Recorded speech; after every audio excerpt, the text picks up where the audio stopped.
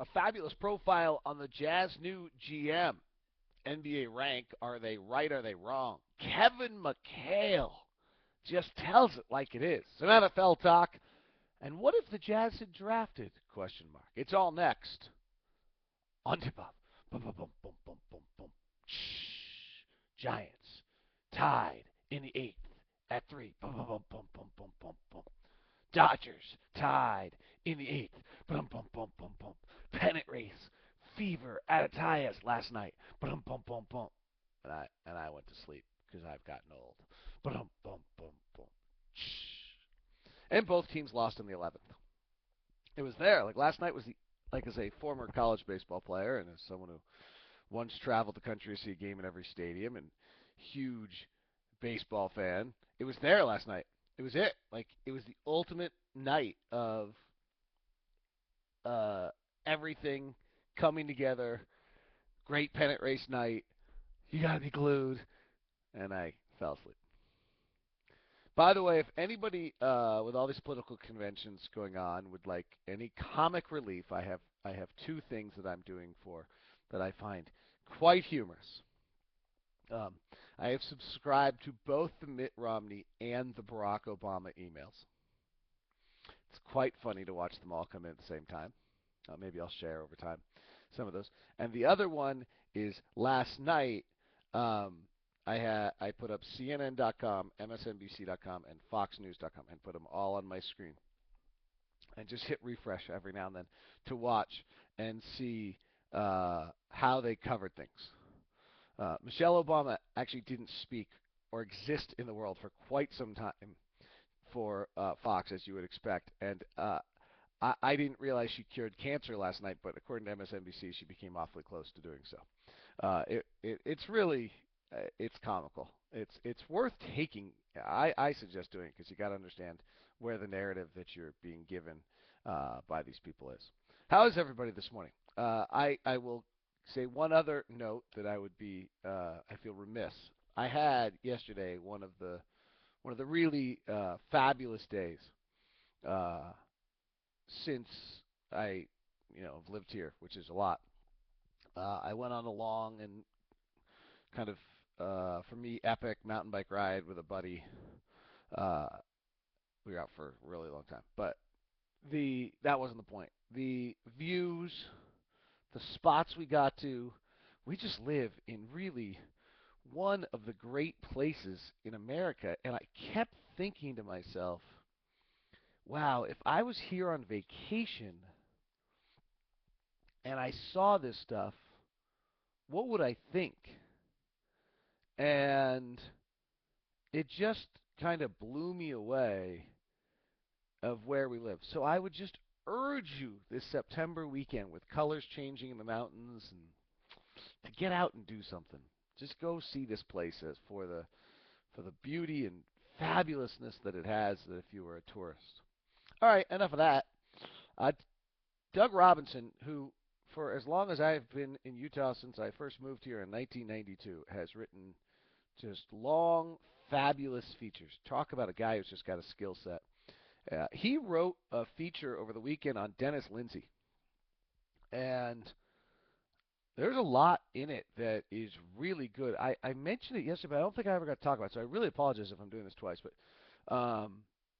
the first thing that they talked about is that Dennis's mom and dad ran a youth home. So Dennis lived in a home at any time of anywhere between like kind of 10 to 14 kids at a time, all different lives, abused, abandoned, poor, different races, and he was very interesting talking about it. He said, I had mixed emotions. I wanted my parents' attention. I mean, when we went to the restaurant, there were 16 of us. Deep down, I knew they were doing this as a gift, but, as a kid, so it was pretty interesting. Um, then shares a story that during his sophomore year at Baylor, a drunk driver kills his mom, which, um, and so I don't know what this does or who this is or what this tells us, but I thought it's a really well done piece on this new general manager that just is, we have gone through. I was talking to Bowler yesterday. Boy, the last few years, the transition this organization has gone through, which was inevitable, and yet the remarkableness of this organization that they've been able to seemingly keep the same personality, keep the same style, keep the same important values. I mean, I believe that all stems back to the Miller family as much as it stemmed back to Larry. But we've had these huge changes, some bigger than others. Now we're bringing in new faces, which we frankly did almost none of for about 5 to 8 years. Uh, Tyrone is a new face, somewhat. There's going to be a new assistant coach. Dennis Lindsay may have an impact on that. As I said yesterday, I thought Scott Layden's departure is big news because he was a familiar voice, and it just will change, I think, how each voice is heard in the coaches' meetings and how things are done. The same way that now there's a Dennis Lindsay voice, and how I don't know how involved GMs are at some teams. I was with the Sonics president hired the assistant coaches and basically told the head coaches is who he got. I don't know what level that we'll have there with that, but if suddenly you have a assistant coach who comes in who's maybe the hire was highly impacted by Dennis Lindsay, does that in turn change how that voice is heard? We've just gone through very big change in 3 years for our organization, and it's very curious to see how it impacts things and what happens next. NBA rank. By the way, forgot. 2 guys on the 12 out. It's actually on iTunes already. I'll officially launch it at like 9 this morning, but I posted it late last night for everybody. NBA rank is kind of a fun thing ESPN's doing. I've always done the top 100 players in the NBA, and I've stopped doing it, frankly, because I'm a pansy. It's one of those things that you do it, and when I was a talk show host or when I was pre-halftime, post-game show, I did it, but I'm now around these guys so much that that's the one thing where you rank them next to another player and they don't like it, and they get pissed. You talk about the fact they're not shooting well, and you can back that up. This one is so subjective that I've kind of stayed away from it, but I might do it again. I've always enjoyed it. I've always thought it was a really interesting exercise to rank the top 100 players in the NBA. The rankings were done so far. Randy Foye is the highest one out there at 201. Cantor came in at 205. Burks came in at 242. People were pissed about Burks. Burks played pretty well last year, but and I think everybody's got to remember, on that year on the draft board, I had him number 3 on my draft board. I mean, I really, maybe 3 or 4. I really, really like him an awful lot. But there's still a good deal left for him to do, to prove, to see if he can really play in this league.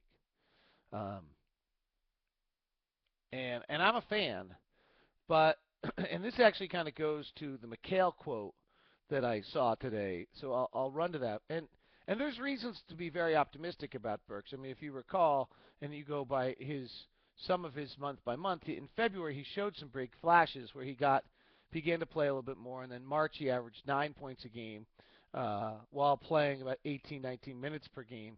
But if you recall, in the final month when things spread out a little bit for him, he still got to the line well, which is a treat, and it's a great skill set for him. But he went the other way shooting wise. He dropped down to 41% at the end of the year. He struggled. There's still some pieces there. He shot 33% from 3 and 43% from the field. And the fact that he gets the free throw line like he does is why I liked him so much. And what a good he's a fabulous rebounder for a position. He's above average on a lot of things, and so I think he's going to be just fine. I think he's going to be very effective. I think he's going to be Larry Hughes type player. That's always been the comp that I've had on him. It'll be interesting to see. I got an advanced copy of Basketball Prospectus last night from Kevin Pelton, and I don't want to reveal a non-published book yet because they can change things, but he has his whole Shoney comparative ratings, and what I thought was interesting on that with Burks is that 2 of those comparative ratings, and what Shoney is his system that tells you players that are kind of most similar, and 2 of them are fabulous, and 2 of them are guys that kind of barely hang on to the league, and that's uh, that's probably where he is right now. And that leads me to one of the great quotes I've seen uh, in a while. And this was from Kevin McHale. Houston Rockets are doing an article, long sit down with McHale. And Kevin is one of the better interviews. Uh, and he talks about some just awesome stuff in today's article at um, Rockets.com. And really, I want you, when I read this to you, I want you to think about if you have a team other than the Jazz, but if you have a Jazz, so which of our players fit where? And McHale started talking about how last year's team, he had found guys who would fight for each other. And he says at the end of the day, that's what the league is all about. We've got to get these guys willing to fight for each other. Go out there and fight for the win. Whatever it takes to make that happen, they'll do it. Again, this is not sexy. Oh, you're in the NBA, you get paid, he says. That's why half these clowns in this league don't win anything. They don't realize that it comes down to how hard you're willing to fight for each other. It's your team. How hard are you willing to fight for it? What are you willing to do to win that game that night? And then what are you willing to do to win that game the next night? You do that 82 times. Then you do it another 20-something times in the playoffs. And if you're lucky, you win a championship. Because the answer is whatever it takes. When you have a team that says, I'll do whatever it takes, you're moving in the right direction. It's so basic. So basic. But it's so true for all the other things. In regards to Burks, he's got to evolve out of what it is for him and it is for the team at some point. That'll determine what kind of players, and there's other guys there. McHale goes on and gets very specific. He says there's always going to be guys who are willing to play hard until it gets uncomfortable. And then there are those guys who, when it gets really uncomfortable, they dig even deeper. Then there are the guys who, and I hate to say this, but it's true, look at you and say, come on, dude, I'm making some good money, and I'm not going to play so hard. And I'm only going to play so hard. Sorry, I missed that. I think you can figure out which group you win more with. That's why veteran teams tend to win more. It takes you a long time to figure it out because no one is telling you that. You have people whispering in your ear when you're in college, oh, wait, till you get to the NBA, you're going to get paid, the cars, and the life there. And they're telling you all this stuff, and you're going to get, but they don't tell you how hard it is. He then gets even more specific. If you were to ask LeBron if his mindset is different now than it was 5 years ago, I bet he'd tell you just how different it is. He found out that nothing else mattered except winning. From all of his talent, if he was to achieve what he wanted to achieve, nothing else mattered except winning. There's nothing else. That's all there is. But sometimes it's hard to get players to see that. You have to experience it. You have to get your heart broken, and you have to lose some tough games, and a lot of stuff happen before you get to that real hard finish. That's why we have to try to do everything we can to get our young guys to the point as quickly as we can. I thought this was just awesome for a lot of reasons involving the Jazz. It goes back to our never-ending debate last year of whether or not the Jazz should have been playing to win or playing to develop. And that right there is why you play to win. Because this league comes down to nothing other than how hard you play and your undenying quest to win. And if you, the minute you as an organization take away that, there's no way you can get your players to come back to do it. For all the talk of the Warriors, and they may have made enough changes in their team, but they culturally scarred themselves the way they dealt with last season, and they have for some time. And that shows.